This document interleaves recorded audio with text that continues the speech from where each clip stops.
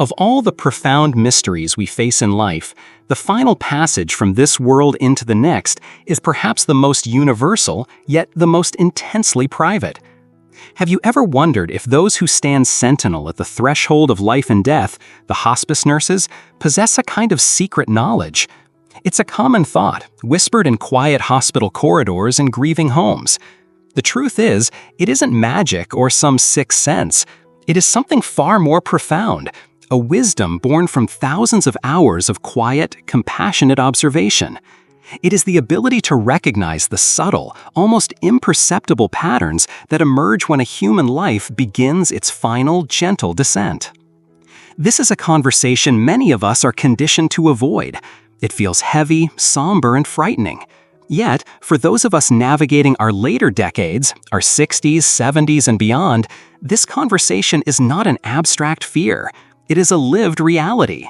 We have likely walked this path already, holding the hand of a cherished spouse, a beloved sibling, a lifelong friend, or a parent who gave us our own beginning. To confront this topic is not to invite darkness, but to turn on a light in a room we must all eventually enter. Understanding what to expect doesn't just brace us for the emotional weight. It empowers us to transform a time of potential fear and confusion into a chapter of calm, grace, and profound connection. It allows us to honor, not just endure, the final moments of a life well lived. In this in-depth exploration, we will walk through 5 powerful signs that experienced hospice nurses consistently witness in the final days and weeks of a person's life. These are not cold, clinical entries from a medical textbook. They are the living, breathing patterns observed at the bedside, distilled from countless moments of silent hand-holding, whispered reassurances, and the quiet witnessing of details that overwhelmed families, in their love and grief, often miss. Whether you are currently in the sacred role of a caregiver, reflecting on a past loss, or simply contemplating the arc of your own journey, this knowledge is a gift. It can offer peace of mind, a clearer map for a difficult terrain, and perhaps most importantly, a deeper well of courage to draw from. Let us begin this journey of understanding together. The first sacred step, the gentle withdrawal from the world. One of the very first and most significant shifts that hospice professionals observe is a person's quiet, gradual withdrawal from the external world. This is not a dramatic, door-slamming departure. It is more like the slow, graceful setting of the sun. The process is so subtle that at first it can be mistaken for tiredness or a low mood. Conversations that once flowed easily become shorter, requiring more effort. The energy to engage with the daily news, the familiar sitcom, or the cheerful chatter of visitors begins to wane. Phone calls may go unanswered, not out of rudeness, but out of a deep, instinctual need to conserve a different kind of energy. Visitors might be met with a soft, genuine smile, but fewer words, as if the person is present, but also simultaneously somewhere else, their attention turning inward toward a landscape we cannot see. Imagine a dimmer switch being slowly turned down, not a light switch being flicked off. The vibrant engagement with the world fades, not into blackness, but into a softer, more focused light. This can be an incredibly confusing and painful experience for loved ones. When a parent stops asking about the grandchildren or a spouse no longer shows interest in a shared memory, it can feel like a personal rejection. Is it sadness? Is it depression? Am I no longer important to them? These are the natural, heart-wrenching questions that arise. However, from the perspective of a seasoned hospice nurse, this withdrawal is seen not a rejection of love, but a purposeful and necessary part of the dying process. It is a sign that the body and mind are beginning the crucial work of conserving and redirecting energy for the profound transition ahead. The noise, the demands, and the emotional currents of the world simply become less relevant. There was a gentleman named Walter, an 84-year-old retired history professor, who had been the intellectual and social nucleus of his family. His living room was a constant hub of stories, debates, and booming laughter. Yet, in his final days, a deep quietude settled over him. He began asking for fewer visitors. He preferred to blinds drawn, coconing himself in the dim, peaceful light. Imagine a dimmer switch being slowly turned down, not a light switch being flicked off. The vibrant engagement with the world fades, not into blackness, but into a softer, more focused light. This can be an incredibly confusing and painful experience for loved ones. When a parent stops asking about the grandchildren or a spouse no longer shows interest in a shared memory, it can feel like a personal rejection. Is it sadness? Is it depression? Am I no longer important to them? These are the natural, heart-wrenching questions that arise. However, from the perspective of a seasoned hospice nurse, this withdrawal is seen not a rejection of love, but a purposeful and necessary part of the dying process. It is a sign that the noise, the demands, and the emotional currents of the world simply become less relevant. There was a gentleman named Walter, an 84-year-old retired history professor, who had been the intellectual and social nucleus of his family. His living room was a constant hub of stories, debates, and booming laughter. Yet, in his final days, a deep quietude settled in for him. He began asking for fewer visitors. He preferred the blinds drawn, cocooning himself in the dim, peaceful light. The constant hum of the television, once his companion, fell silent. One afternoon, his daughter, hoping to spark a connection, asked if he'd like to watch their favorite classic film one last time. He simply smiled, his eyes full of a gentle finality, and whispered, "Not today, my dear. The story is already written." That was all he said. His daughter's initial hurt was soothed by the hospice nurse, who explained that this wasn't rejection, it was reflection. Walter was gently, peacefully, and purposefully stepping out of the world's grand narrative to focus on his own final chapter. Psychologically, this phase is about detachment, but it is a detachment born of peace, not of coldness. The spirit, or the consciousness, begins to loosen its ties to the physical and social world it has known for so long. It's as if the body instinctively knows what is coming and initiates a quiet, private preparation. As caregivers and loved ones, our greatest act of love during this time is often counterintuitive. It is not to pull them back into our world, but to have the courage to enter theirs. It is to sit beside them in that quiet space, holding a hand without needing it to squeeze back, offering our presence without demanding their engagement. In this shared silence, we honor their journey and discover a new, more profound language of love. That was the first powerful sign, a foundational shift in focus from the outer world to the inner one. If you recognize this pattern or find this insight into compassionate presence helpful, please comment with the number 1 to let us know. Your engagement helps us understand what resonates most with you. The second sign of letting go, changes in appetite and thirst. Building on the foundation of social withdrawal, another deeply misunderstood and often distressing sign is the gradual cessation of eating and drinking. In our culture, food and drink are inextricably linked with love, care, and life itself. We nurture our children with meals, we celebrate milestones with feasts, and we comfort the sick with warm soup.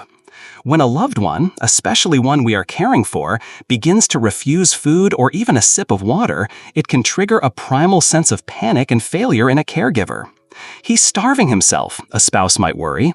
"If she would just eat, she would get her strength back," a child might plead. This refusal can feel like the ultimate rejection of our care. However, experienced hospice nurses offer a crucial reframing of this behavior. As the body prepares to shut down, its systems begin to work differently. The digestive system, which requires a tremendous amount of energy to process food and liquids, is one of the first to slow its operations. The body no longer needs or desires the fuel it once did. Forcing food or fluids on someone in this state is not only unhelpful, but can cause significant discomfort. Their body may no longer be able to metabolize the nutrients, and with a weakening swallow reflex, there is an increased risk of aspiration, where food or liquid enters the lungs, which can lead to pneumonia or choking. Think of the body as a factory that is methodically and peacefully closing down for the night. The manager isn't frantically trying to restart the assembly lines. Instead, they are calmly turning off the machines one by one, ensuring a smooth and orderly shutdown. The body, with its own innate wisdom, is doing the same. The lack of appetite, or anorexia, and the decreased thirst, or adipsia, are not the cause of the person's decline. They are a symptom of it. They are a natural and expected part of the dying process. Consider the story of Maria, a 92-year-old grandmother whose entire life revolved around her kitchen. Her love was expressed through plates of pasta, trays of cookies, and the ever-present aroma of garlic and olive oil. Her family was devastated when, in her final week, she turned her head away from her favorite minestrone soup. Her grandson, trying to tempt her, brought a small spoonful to her lips. She weakly shook her head, a faint, tired smile on her face. The hospice nurse gently intervened, explaining to the family, "Her body is telling us what it needs, and right now, it needs rest, not food. Your love isn't in this spoon anymore. It's in your touch, in your voice." The family learned to redirect their nurturing instincts. Instead of coaxing her to eat, they moistened her lips with a small sponge dipped in cool water. They applied lip balm to prevent her lips from cracking. They massaged her hands with lotion. These small, simple acts of care provided immense comfort and honored her body's natural process, transforming their anxiety into acts of gentle, focused love. They were still feeding her, but they were feeding her spirit with comfort and her body with dignity. If this perspective on changes in appetite offers you a new way to think about providing care and comfort, helping to relieve a potential burden of guilt or worry, please comment with the number 2 below. Your feedback is invaluable. And if you are finding this discussion meaningful, please support our community by hitting the like button and subscribing to the channel. Don't forget to turn on the notification bell so you won't miss our future explorations into life's most important topics. The third rhythm of transition, noticeable shifts in breathing. As a person moves closer to the end of life, one of the most distinct and often alarming changes for families to witness occurs in the rhythm of their breathing. Our breath is the most fundamental metronome of life, steady, subconscious, and constant. When that rhythm changes, it can feel like the very foundation of life is becoming unstable. Yet, for hospice nurses, these changes are not seen as a struggle, but as a predictable and peaceful part of the body's final release. One of the most common patterns is known as Cheyne-Stokes breathing. It is characterized by a cyclical pattern, a series of breaths that gradually become deeper and sometimes faster, followed by a slow decrease in depth and rate, culminating in a temporary pause in breathing, known as apnea, which can last for several seconds to nearly a minute. Then the cycle begins again. To a loved one sitting at the bedside, that period of silence can be terrifying. Each pause feels like an eternity, and the subsequent deep breath can sound like a gasp for air. The immediate fear is that the person is struggling, fighting for every breath. In reality, this is rarely the case. Hospice professionals understand that these changes are caused by shifts in the brain's respiratory center as circulation decreases. The person is typically unconscious and not in any distress. The body is not fighting, it is simplifying. It is letting go of the need for a perfectly regular rhythm and adopting a pattern that requires the least amount of effort.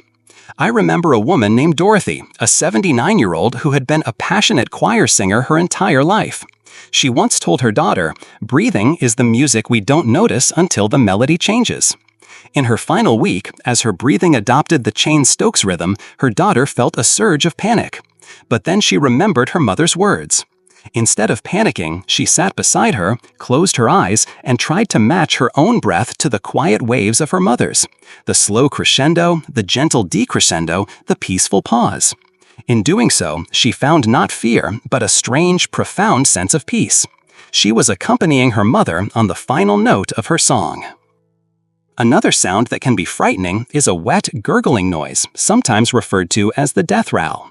This occurs because the person is no longer able to cough or swallow effectively, allowing saliva and mucus to collect in the back of the throat and upper airways. The sound can be very distressing for families to hear, as it sounds like the person is choking or drowning. However, hospice nurses reassure families that because the person is in a deep state of relaxation and their gag reflex is diminished, they are almost always completely unaware of the sound and are not suffering. The primary goal of care at this stage is comfort. Nurses may gently turn the person onto their side to allow gravity to help drain the secretions, or administer medication that can help dry them up. The focus is on easing the experience for the family, while understanding that for the dying person, this is simply another sign that the body's systems are quietly closing down. Watching these changes requires immense courage, but understanding them as a natural part of the transition, rather than a painful struggle, can transform the experience from one of helpless fear to one of quiet, loving witness. This explanation of breathing changes is often a great source of comfort for families. If understanding these patterns helps demystify a frightening part of the process for you, please show your support by commenting with the number 3 below. It helps us know we are providing clear and compassionate information. The fourth passage, increased sleep and a shifting sense of reality. As the journey nears its end, you will likely notice your loved one sleeping more and more. This is not the restorative sleep of a healthy person, but a deeper, more profound state of unresponsiveness. They may spend the majority of the day and night sleeping, becoming more difficult to arouse. When they are awake, their periods of lucidity may become shorter and interspersed with moments of confusion or disorientation. This is a natural progression of the body conserving its last reserves of energy and the mind beginning to detach from the constraints of time and place. This increased sleepiness is a direct result of changes in the body's metabolism. As the body's systems slow down, the person has less physical energy, and sleep becomes the default state. For families, this can feel like they are losing the person before they are truly gone. It can be frustrating when you want to have one last meaningful conversation, but your loved one keeps drifting away. It is important to see this not as an avoidance, but as a necessity.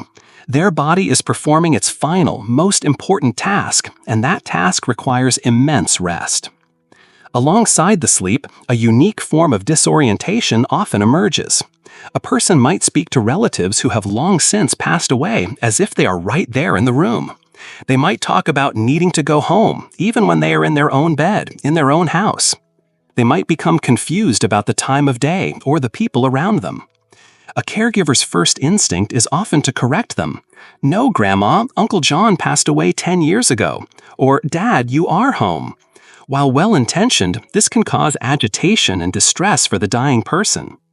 Hospice philosophy offers a more compassionate approach. Orient yourself to their reality. Instead of correcting them, join them. If your mother is speaking to her own long-departed mother, you might ask, "What is Grandma saying? Does she look happy?" This validates their experience and allows you to connect with them in the world they currently inhabit. The talk of going home is often interpreted not as a confusion about their physical location, but as a deep, symbolic expression of the soul's desire to return to its source. It is a journey homeward. Think of them as travelers standing on a platform between two worlds, with one foot in our reality and one foot in the next. Their consciousness is beginning to blur the lines, and our role is not to pull them back forcefully, but to hold their hand as they prepare to board the train. This phase is a powerful reminder that their experience is no longer governed by our rules of logic and linear time.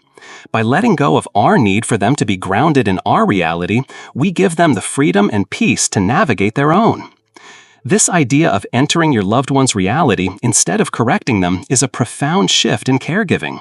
If this approach resonates with you as a more compassionate way to connect during these final stages, let us know by commenting with the number 4 below. We love hearing about the insights that are most meaningful to you. The fifth and final gift, the unexplained surge of energy.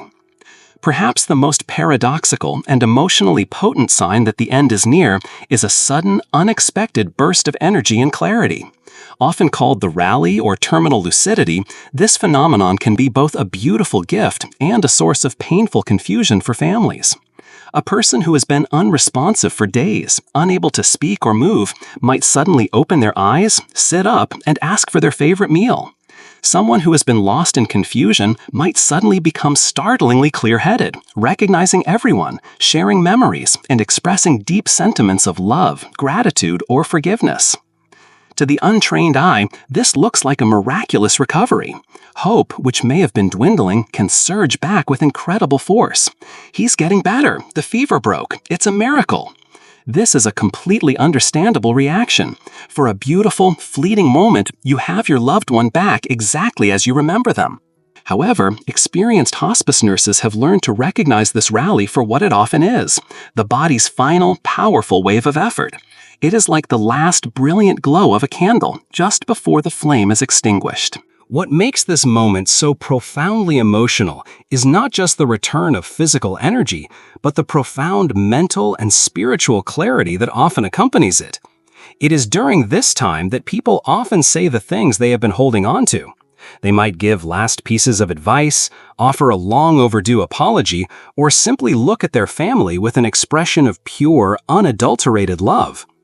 I remember the story of George, a 79-year-old farmer who had been mostly unresponsive for 3 days, his family keeping a quiet vigil by his bedside.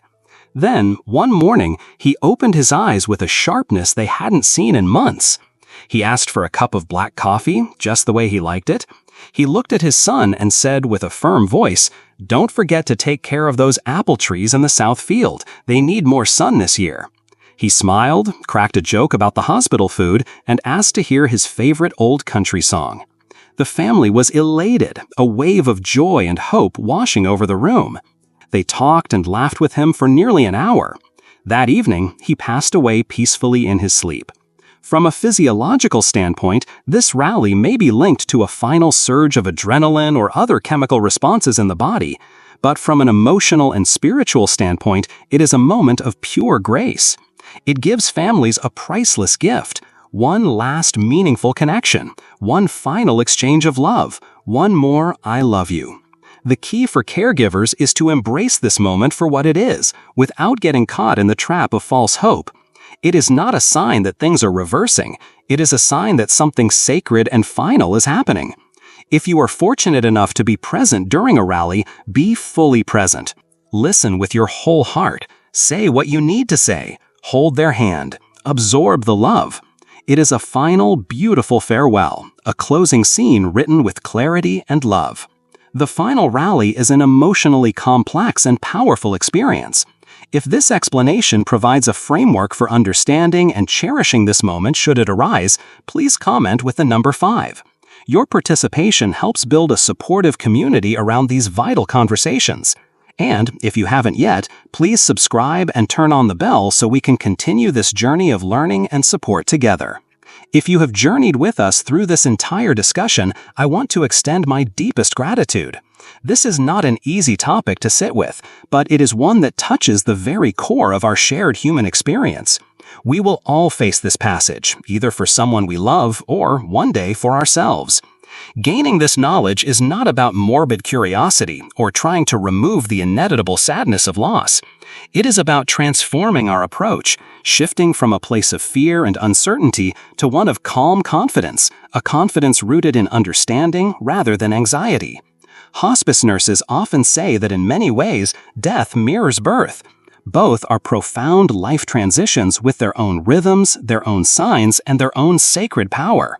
Just as a newborn takes its first breath to enter this world, the dying take their final breath to leave it. Neither process should be rushed, neither should be feared. Both are best met when held gently, lovingly, and with profound grace. The 5 signs we have explored, the gentle withdrawal, the changes in appetite, the shifting rhythms of breath, the increased sleep, and the final rally, are not a clinical checklist to be ticked off. They are signposts on a sacred map, guiding us to be better companions on this final journey. For anyone who has sat at the bedside during those final days, you know what a uniquely sacred space it is. In the quiet hours, in the simple touch of a hand, in the stillness that follows, there is a depth of connection that transcends words. The most important lesson is that our role is not about doing something heroic to fix what cannot be fixed. It is about being. Your calm, loving presence is the most powerful comfort anyone can offer. It is the final, greatest gift. So, whether you are using this knowledge to prepare for what lies ahead, to make sense of a loss you have already endured, or simply to deepen your own compassion for the human journey, I hope this has given you something meaningful to hold on to. A little more clarity, a little more peace, and a great deal more compassion for yourself and for others. After all this analysis, what is the most important lesson you have learned for yourself today? What insight will you carry forward? We would be honored to hear your thoughts in the comments below. Your personal reflections and stories are what give this community its heart and strength. Thank you for being here with us. The journey of understanding life and death is a continuous one, and every step we take together makes the path a little less daunting. If you found this article helpful and valuable, please show your support by giving it a like, subscribing to our channel, and sharing it with someone who might benefit from this perspective. Your support is our greatest encouragement and helps us continue to create meaningful content. Thank you for watching, and we look forward to seeing you in our next video.